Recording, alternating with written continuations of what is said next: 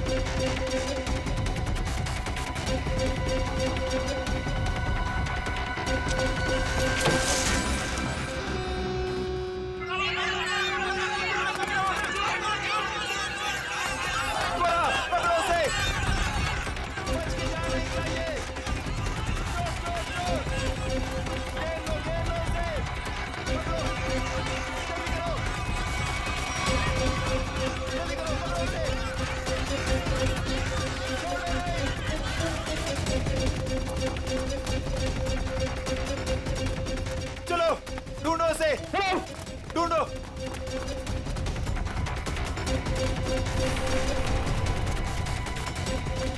मिला क्या चोर? नहीं मिला। मिला? नहीं मिला। ढूंढो उसे। बच के निकलना नहीं चाहिए हमारी शॉल से। हाँ चलो चलो चलो।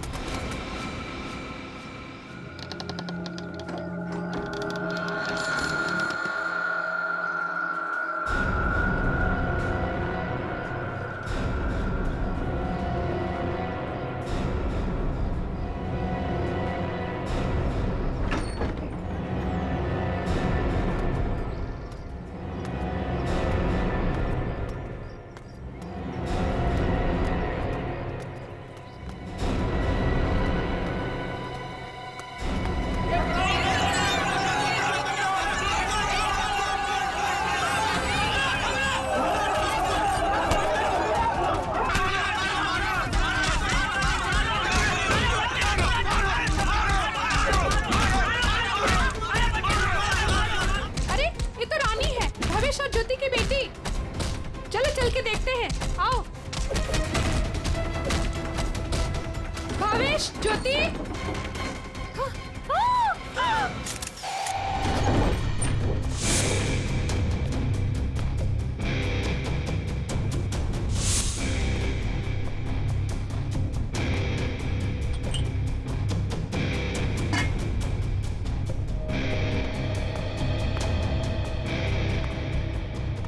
तुमने इन दोनों का खून किया और बच्चा लेके भाग रहे थे ऐसे? साहब, मैंने इनका खून नहीं किया। मुझे गन भी चलाने नहीं आती। मैं 2 दिन से भूखा था साहब। सुबह एक घर से खाना चुराया था, लेकिन भीड़ मेरे पीछे पड़ गई, तो भीड़ से बचने के लिए इस घर में छुप गया था साहब। इसकी तलाशी ली? हाँ सर, मगर गन नहीं मिली। आप लोगों ने यहाँ गोली चलने की आवाज सुनी थी?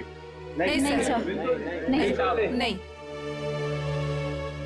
बच्चा चुरा के क्यों भाग रहे थे तुम? साहब, भीड़ से भागते हुए चुराया हुआ खाना फेंक दिया था। घर में इनको मरा पड़ा देखा और बच्चे इनके पास रो रहे थे। फिर मैंने सोचा बच्ची को बेचेंगे तो पैसा मिल जाएगा साहब, बस कुछ नहीं।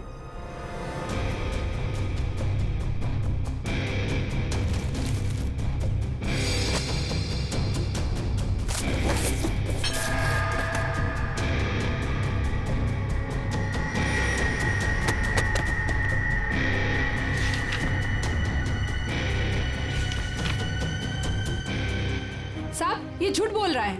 इसी ने खून किया है। इसे हमारे हवाले कर दीजिए, हम इसे सबक सिखाएंगे। हमारे हवाले कर दीजिए, हम इसे सबक सिखाएंगे। नहीं साहब, नहीं, ये लोग मुझे मार डालेंगे साहब। नहीं, मुझे माफ कर दो साहब। तुमने बच्चा चुराने की जो गलत हरकत की है ना, इसकी सजा तो यही है कि मैं तुम्हें इन लोगों को, मगर मैं ऐसा नहीं करूंगा। कोई इसे हाथ नहीं लगाएगा।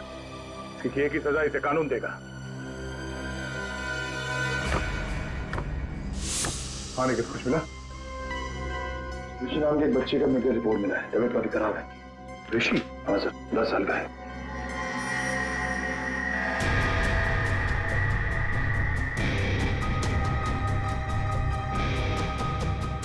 भावेश।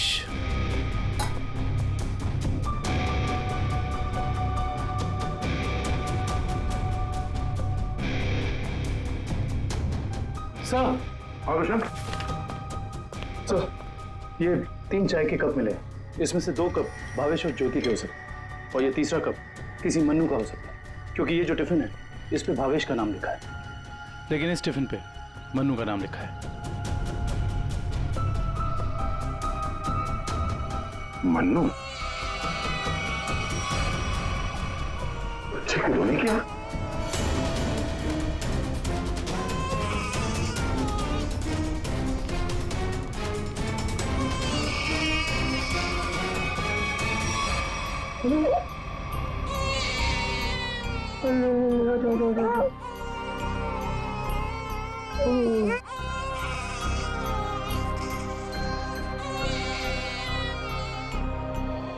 ये ऋषि कौन है? भावेश और ज्योति का बड़ा बेटा है सर। कितने बच्चे हैं उनके? सर भावेश और ज्योति के 2 बच्चे हैं। ऋषि 10 साल का बेटा जो हॉस्पिटल में भर्ती है, और ये बेटी रानी। सिर्फ 2 बच्चे? हाँ सर, क्यों? तो फिर ये बच्चा किसका है?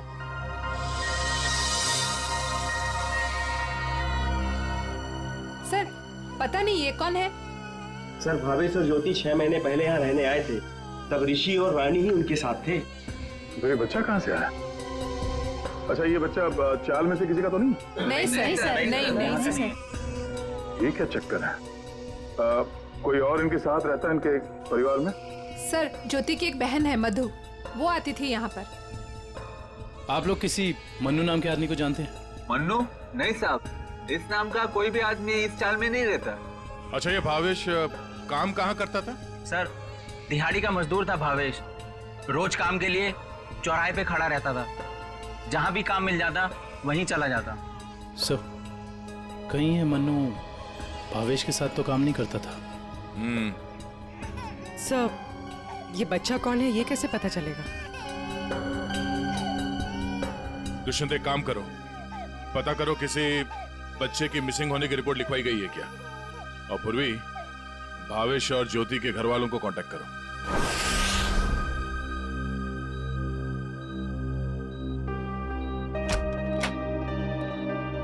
डॉक्टर साहब, हम सीआईडी से। Hello sir. हेलो, ऋषि यही है? हाँ सर, यही है। क्या हुआ सर? हम लोग इससे बात कर सकते हैं? नहीं सर, ये बात करने की हालत में नहीं है। ऐसा क्या हुआ इस बच्चे को? सर इसे किडनी की प्रॉब्लम है। क्या बात है सर, आप लोग यहाँ कोई प्रॉब्लम? एक्चुअली ऋषि के माँ बाप अब नहीं रहे। क्या? ओह माय गॉड, इसलिए इसके इलाज के लिए आज कोई रकम जमा करने नहीं आया। क्या मतलब?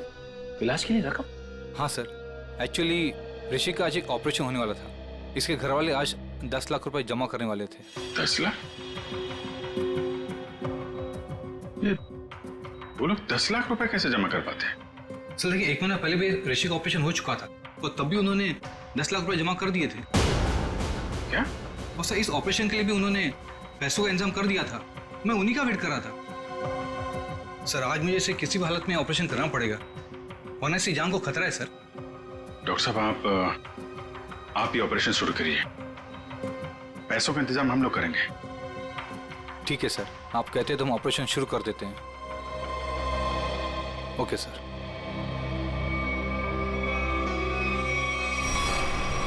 घबराओ मत ऋषि, कुछ नहीं होगा तुम्हें।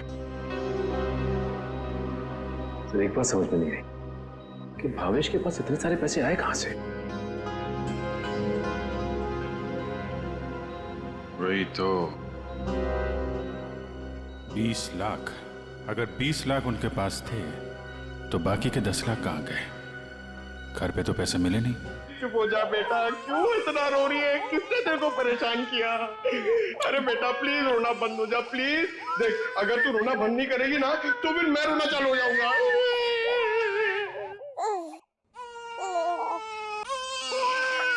अरे सर, इसका कुछ करो ना सर, प्लीज। इसको चुप कराओ ना।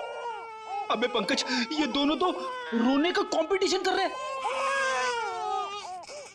आपने इतने साल से शादी कर रखी है, आपको समझ में नहीं आता? बीवी ने कुछ सिखाया नहीं आपको बच्चों को कैसे हैंडल करना है? पंकज, यही तो ट्रेजेडी है मेरे लाइफ की। मेरी बीवी तो हमेशा मुझे ही रुलाती रहती है, ये नहीं किया, वो नहीं किया, तुम्हें चाय बनाने नहीं आती, कितना कम पैसा कमाते हो, हमेशा डांटती रहती है। चुप रहना तो। एसीपी साहब ने सिखाया है। कैसे? मैं कोशिश करता हूँ। एसीपी साहब आएंगे, दूध मलाई लाएंगे, मुन्ने को खिलाएंगे, मुन्ना खूब खाएगा, चुप हो जाएगा। अरे चुप हो गया। सर ये बहुत रो रही है सर, इसको भी चुप कराओ ना प्लीज। अबे नहीं, मेरी आवाज से ये वापस जाग जाएगा। तू एक काम कर, उस कोने में जा, एसीपी साहब का नाम लेके और कुछ भी गा ले। क्या गाँव मेरे समझ में नहीं आ रहा है। हाँ। गांव से 20-20 कोस दूर जब भी कोई बच्चा रोता है तो माँ कहती है, बेटा सो जा वरना एसीपी सर आ जाएंगे।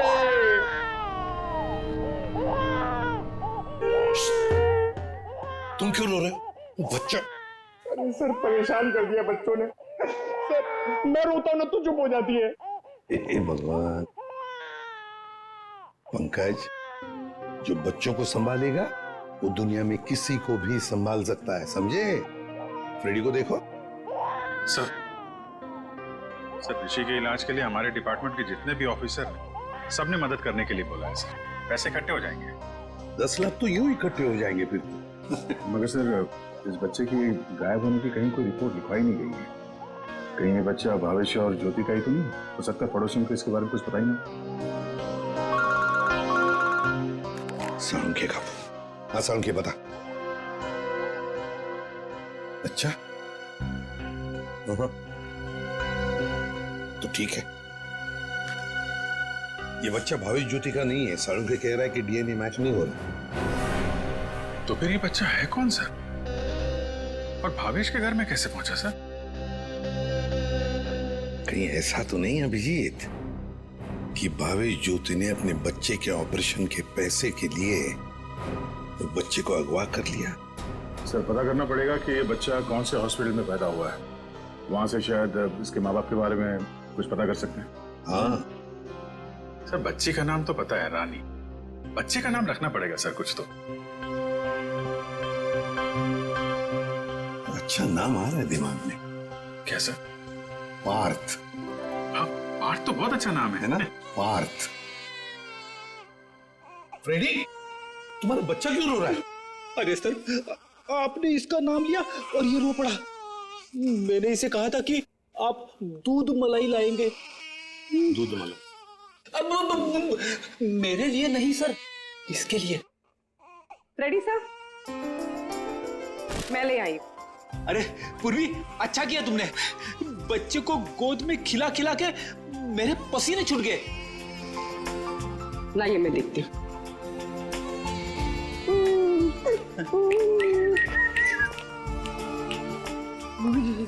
ले ले ले ले ले ले।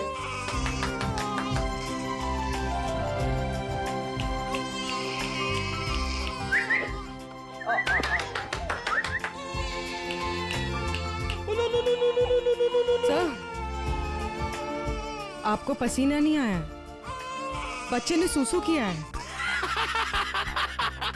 अरे बेटा, गोद में खिलाने का अच्छा तोहफा दिया तूने। पूर्वी, बच्चे की नापी बदल दो। और फ्रेडी, तुम अपने कपड़े बदल लो। ले ले ले ले, ये ले। चाहो तो नहा भी सकते हो। डायपर चेंज करके आता हूँ। डायपर? हाँ। ये तो मन्नू का डब्बा है, नाम भी लिखा है उसका। आपकी साइड पर छूट गया था क्या? नहीं, मन्नू ने जहाँ खून किया था वहां छूट गया। मन्नू ने खून किया था? नहीं नहीं साहब। भावेश और उसकी पत्नी का खून हो गया और ये मन्नू उस वक्त उनके घर में था। हे भगवान, इसलिए भावेश आज काम पर नहीं आया। और मन्नू वो आज आया था काम पर? नहीं साहब, वो तो और 2-3 दिन नहीं आएगा। क्यों? क्या हुआ उसे? हुआ तो कुछ भी नहीं, पर वो कल गांव चला गया। कब? कल दोपहर में मिला था मुझे। नहीं यार, मैं जल्दी में हूँ, मुझे गांव जाना है, जरूरी काम है, मैं जरूरी मिलता हूँ। अरे सुन तो ले। हाँ अच्छा। अरे नहीं सुन। मन्नू, बाद में पछताएगा। इस मन्नू का गांव कहाँ है? सोलापुर, चरौली गांव। ये फ्रेडी अंकल और पंकज अंकल बहुत परेशान कर रहे हैं। सर, रजिस्ट्रेशन ऑफिस से 5-6 महीने पहले का रिकॉर्ड मिल गया है। अप्रैल मई में करीब 7,946 बच्चे पैदा हुए थे, जिसमें से 3,902 बच्चे तो लड़के हैं सर। तो और उनके परिवार वाले? सर, सारे बच्चे परिवार वालों के साथ हैं, सिवाय एक बच्चे के। वो क्यों? सर, पिछले महीने उस बच्चे के माता पिता कार एक्सीडेंट में मारे गए। उसकी दादी थी, उसका भी कुछ पता नहीं चल रहा है, और बच्चा भी गायब है। बच्चा भी गायब है, दादी भी गायब है। अभिजीत, कहीं ये हमारा ये बच्चा तो नहीं है? उस दादी का पोता? पता लगाना पड़ेगा इस दादी का, कहाँ है, किस हालत में है ये दादी। बेटा, दिन भर काम काम काम, इतना काम किसके लिए करते हैं? हाँ, सिर्फ 4 लोग तो है घर में, तुम, तुम्हारी बीवी, तुम्हारा बच्चा और मैं। और भगवान की दया से बहुत कुछ है हमारे पास। जिंदगी में पैसा ही सब कुछ नहीं होता है बेटा, और पैसे से जो मिलता है सब कुछ है हमारे घर में। लेकिन खुशी नहीं है, खुशी नहीं है बेटा। जा देख आईने में अपना चेहरा देख, कितना मुरझा गया है तू। और एक माँ बच्चे का मुरझाया हुआ चेहरा नहीं देख सकती। अले रो मत रे मेरा बच्चा। ये देख तेरा बच्चा, मेरा एक लौता पोता, इस घर का एक लौता वारिस। लेकिन टाइम है तुम्हारे पास इसके लिए? है टाइम? एक दिन ये भी मुरझा जाएगा, और उस दिन तू बहुत पछताएगा, देख ले, बहुत पछताएगा। लेकिन तुझे इसकी जरा भी फिक्र नहीं है ना? ठीक है, जा तू मुंह हाथ धो ले और थोड़ा आराम कर ले। हाँ, तब तक मैं तेरे बच्चे से खेलती हूँ। और ले लो लला रहे, क्यों रो रहा है बच्चा? अरे दूध चाहिए, दूध, भूख लगा है, दूध पिएगा? दादी दूध पिलाती, दादी दूध पिलाती। इतने बड़े दुख की बात है ना, इन्होंने अपना सब कुछ खो दिया। सच, अपना बेटा, बहू और अपना पोता भी एक ही झटके में सब खत्म हो गया। अरे दूध नहीं पिएगा? बाप की तरह भूखा रहेगा? हाँ, ठीक है, मैं तुझे सुलाती। हाँ,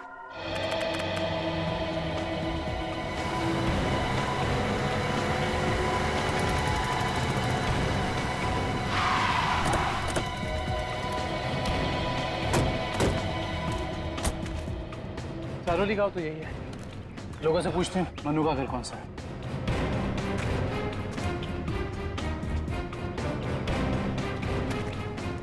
भाई साहब, ये रास्ता मन्नू के घर की तरफ जाता है।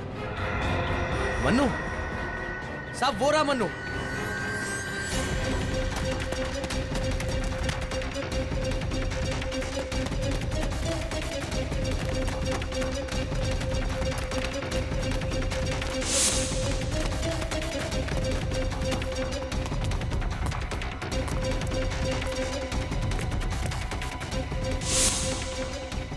खूनी कितना भी भाग क्यों ना ले मन्नू, ये दुनिया उसके लिए छोटी पड़ी जाती है।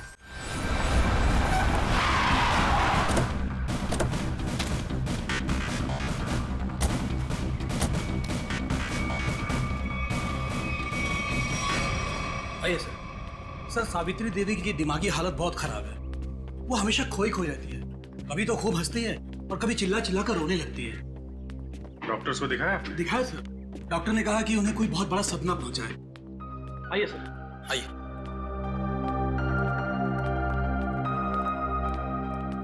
सर, ये रही सावित्री देवी।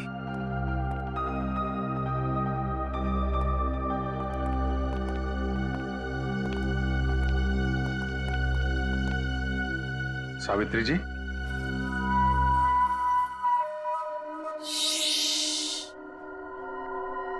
मेरा लाल सो रहा है।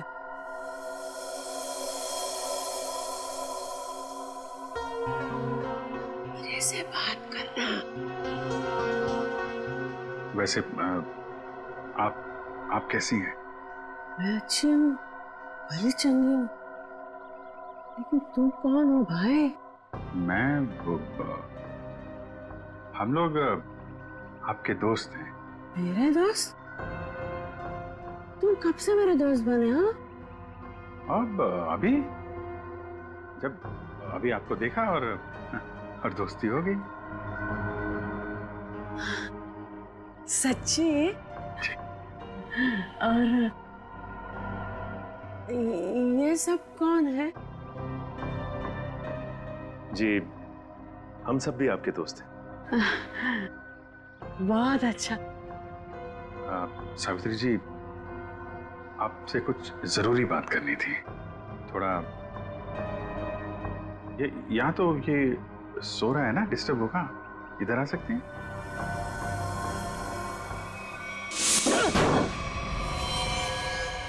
साहब, ना तो मैंने भावेश और उसकी बेबी को मारा है और ना ही मुझे उन 10 लाख रुपए के बारे में कुछ पता है। झूठ बोल रहा है तू मनु। तू भावेश के घर गया और वहां तूने उसका खून किया। उसके बाद तूने 10 लाख रुपए चुराए और इसी दौरान तेरा खाने का टिफिन वहां छूट गया। खून तूने किया मनु, पैसों की लालच में। नहीं साहब, मैं मानता हूँ कल रात मैं उसके घर गया था। वो मेरा जिगरी दोस्त था साहब। कल रात मैंने उसके साथ चाय भी पी थी, लेकिन गलती से मैं उसके घर अपना टिफिन भूल गया था साहब। रास्ते में मुझे याद आया, मैं तुरंत उसके घर टिफिन लेने गया। मैं जैसे उसके घर के बाहर पहुंचा, अंदर से चीखने की आवाजें आ रही थी। खिड़की से झांक के अंदर देखा तो अंदर एक आदमी भावेश और उसकी बीबी के सामने बंदूक तान कर खड़ा था और फिर उसने गोली चला दी और फिर डर के मारे मेरी चीख निकल गई साहब। मुझे लगा उस आदमी ने मुझे देख लिया, कहीं वो मुझे भी ना मार दे, इसीलिए मैं शहर से भाग कर यहाँ आ गया साहब। तुमने उस आदमी का चेहरा देखा था? नहीं साहब, उसकी पीठ मेरी तरफ थी, इसलिए मैं उसका चेहरा ठीक से देख नहीं पाया। इतना बड़ा हादसा हो गया मनु, और तूने सीआईडी को बताना जरूरी नहीं समझा। जानता है ना, ये भी एक बहुत बड़ा जुर्म है। ब्यूरो ले चलो इसे। वो आपका पोता हमारे पास है।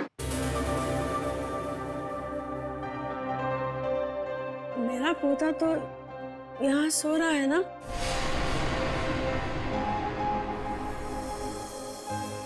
झूठी खबर। सावित्री जी, हम इसकी बात नहीं कर रहे। ये तो खिलौना है। आपके असली पोते की बात कर रहे हैं। जी हाँ, आपके बेटे का बेटा। याद है आपको?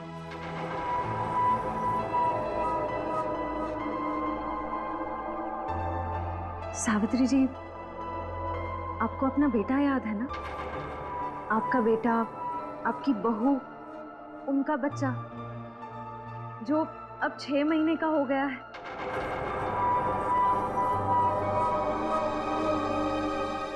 याद आया? सावित्री, याद करो। ये लोग उसकी बात कर रहे हैं जैसे तुम कलेजे का टुकड़ा कहकर याद किया करती हो। तुम्हारा लाडला, तुम्हारा पोता सावित्री, याद करो। हाँ सावित्री, कुछ याद आया? तुमने कहा था ना कि वो तुम्हारे बुढ़ापे की लाठी है, तुम्हारे घर का उजाला है। याद करो, याद करो सावित्री।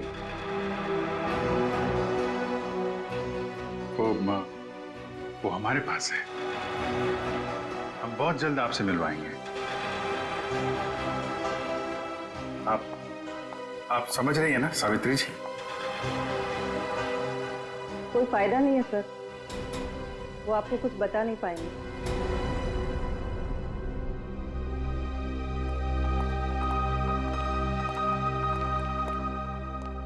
देखिए, हमारा ये जानना बहुत जरूरी है कि सावित्री जी के साथ ऐसा क्यों हुआ और इनके पोते का क्या हुआ।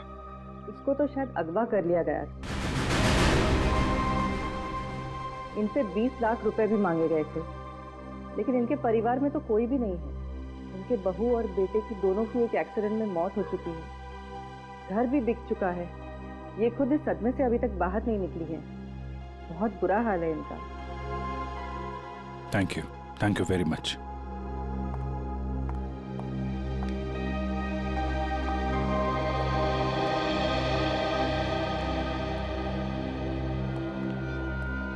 तो हमारा शक सही निकला।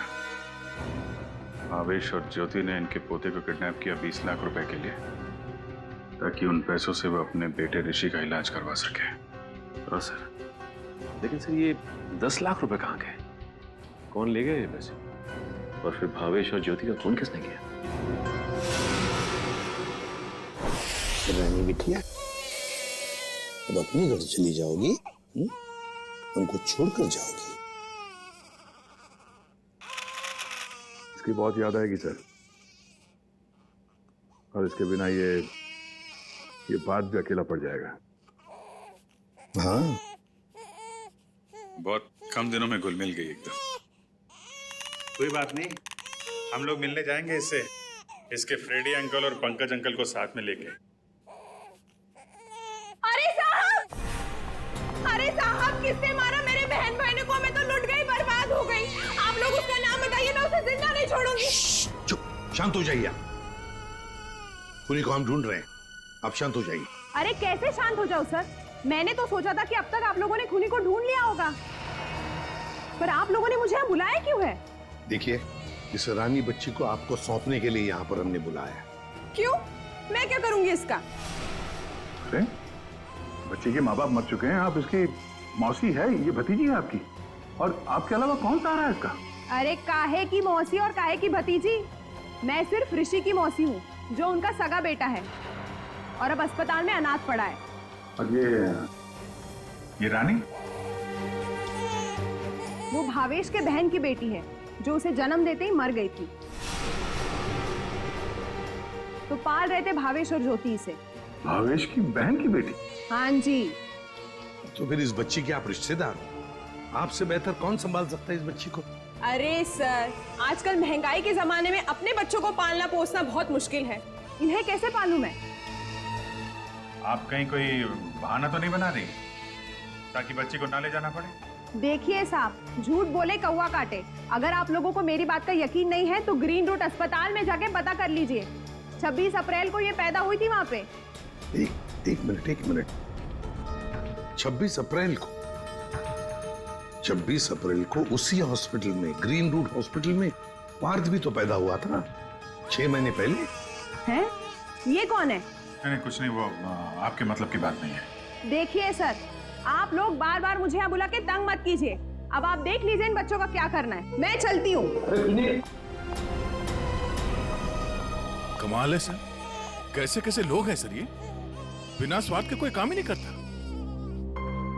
यही सच्चाई है दया, यही सच्चाई है।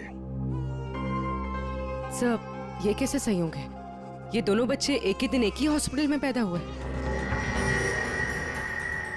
एक ही दिन एक ही हॉस्पिटल में दोनों बच्चे पैदा हुए। जरूर उस तारीख को उस हॉस्पिटल में कुछ न कुछ तो हुआ था। क्या हुआ होगा पता लगाना पड़ेगा। Green route hospital. इसी साल अप्रैल 26 तारीख को कांता और पूजा नाम की 2 औरतों ने बच्चों को जन्म दिया था इस हॉस्पिटल में। हमें उनकी पूरी डिटेल चाहिए। क्या बात है सर? उनमें से एक बच्चा किडनैप हो गया। 1 मिनट सर। हाँ सर, कांता ने एक लड़की को जन्म दिया था और पूजा को लड़का हुआ था। पूजा मिस्टर अनुज की वाइफ है और कांता के पति का नाम नहीं है। मिस्टर भावेश उनके गार्जियन हैं। ये दोनों परिवार एक दूसरे को जानते थे? नहीं सर, एक की डिलीवरी जेंडर वार्ड में हुई थी और दूसरी की डीलक्स में। ठीक है, थैंक यू। सर, मैं आपको उन बच्चों के बारे में कुछ बताना चाहती हूँ। जी कहिए। वो दोनों डिलीवरी डॉक्टर सुमित और नर्स मधु ने की थी। सर, जब मैं उनके कमरे में गई तो डॉक्टर सुमित और नर्स मधु आपस में कुछ बात कर रहे थे। मुझे देखते ही वो दोनों चुप हो गए। भावेश, ज्योति और बच्चे के बारे में बात कर रहे थे। क्या बात कर रहे थे वो मैंने सुना नहीं। डॉक्टर सुमित और नर्स मधु कहाँ हैं? डॉक्टर सुमित तो विदेश चले गए और मधु ने आज छुट्टी ले रखी है। ये मधु कहाँ रहती है?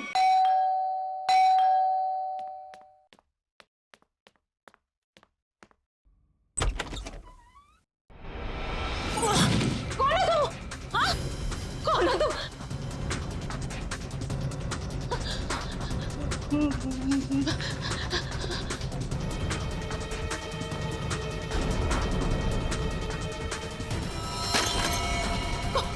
कौन हो तुम?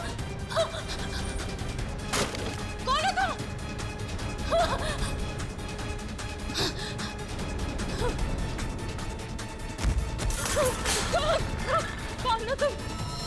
बचाओ!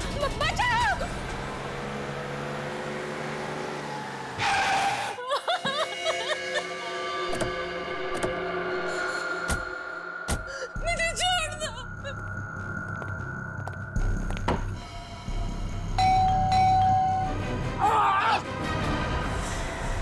क्या हुआ? दरवाजा खोलो! दरवाजा खोलो!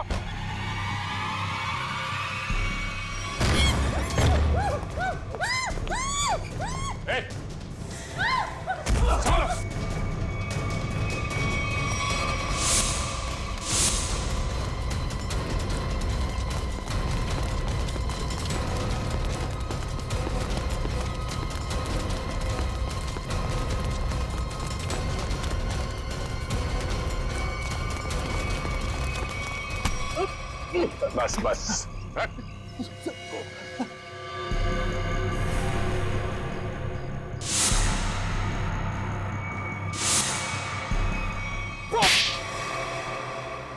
बच्चों को अगवा करने में मेरा कोई हाथ नहीं है।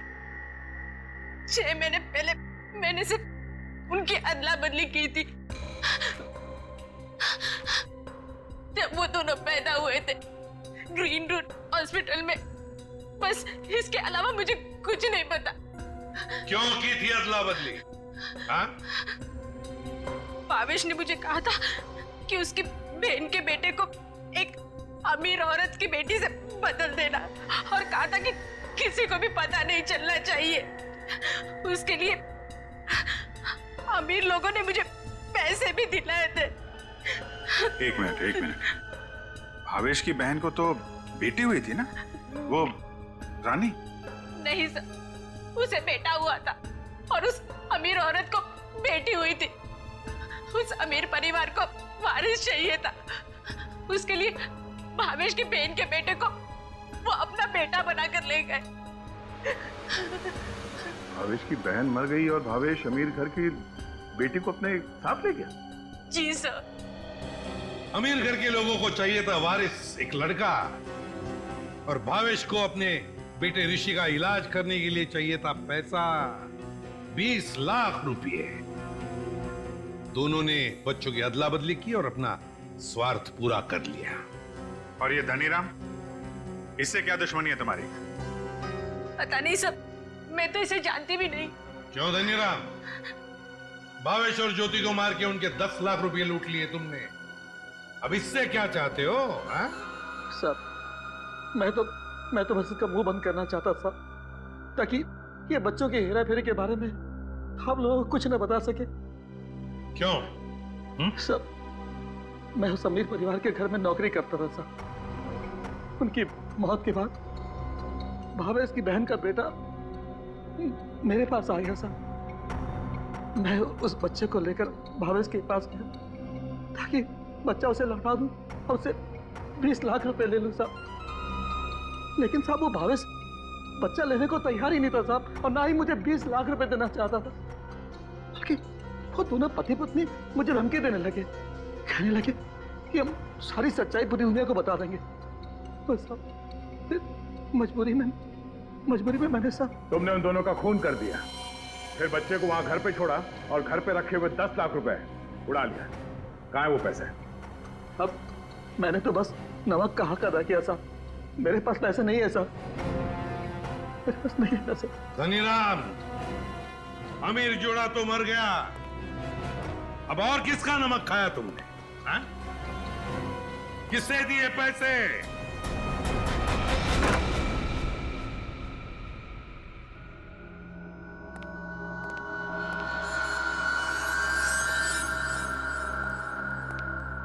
क्यों किया आपने ये सब? देखिए, हमें सब कुछ पता चल चुका है, चुप रहने से कोई फायदा नहीं। हम समझ सकते हैं कि इस उम्र में जिंदगी से जूझना मुश्किल हो जाता है, लेकिन गुनाह तो गुनाह है ना। आपकी उम्र आराम से जिंदगी गुजारने की है, मगर आपने जो गुनाह किया है उसकी सजा तो आपको भुगतनी ही पड़ेगी। अफसोस गुनाह करने से पहले करना चाहिए था। अब चुप रहने से आपके गुनाह मिट नहीं सकते, आपको हमारे साथ चलना पड़ेगा।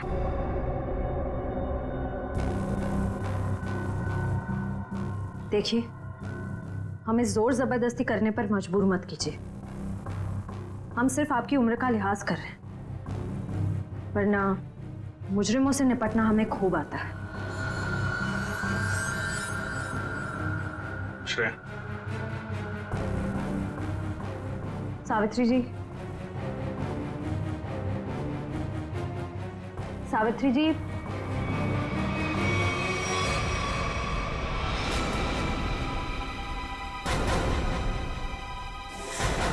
ये तो मर चुकी है। हाँ? यहाँ पे कुछ है।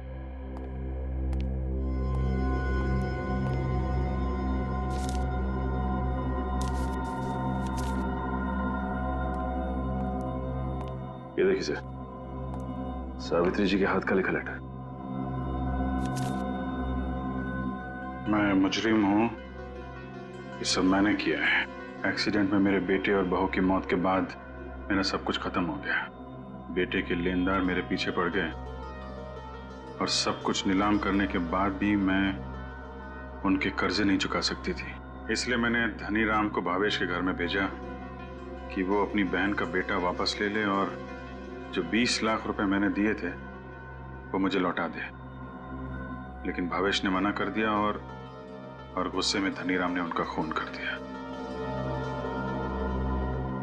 ये सब मैंने वारिस के चक्कर में किया था। अपनी पोती को दे के बेटा चाहती थी मैं। ये मेरी सबसे बड़ी भूल थी।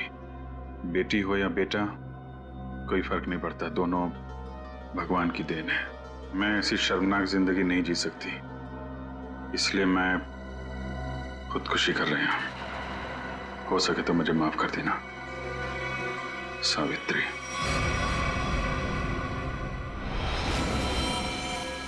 बहुत बुरा हुआ इनके साथ में सर।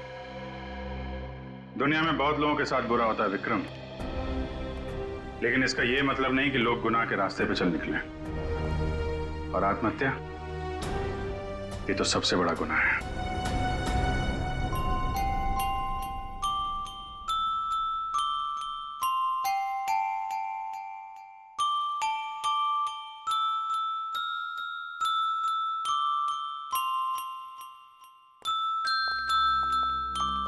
आप लोग प्लीज थोड़ी देर यहीं रुकिएगा। हेलो बोलो, हेलो, ये लो, हेलो, हेलो, हेलो।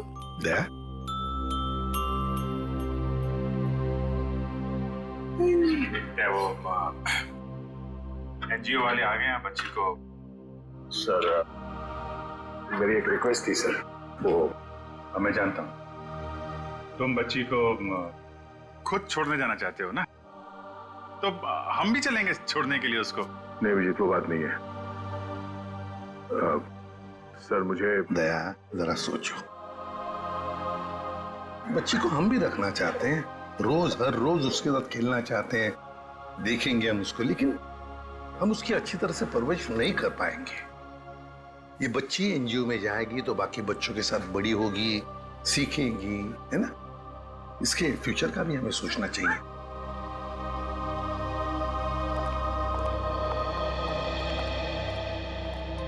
सर आप चिंता मत कीजिए, हम आपसे प्रॉमिस करते हैं कि हम बच्चों का पूरा ख्याल रखेंगे। अब आप इन्हें हमें सौंप दीजिए। जी दया। पुष्पा, संगीता, बच्चों को ले आओ।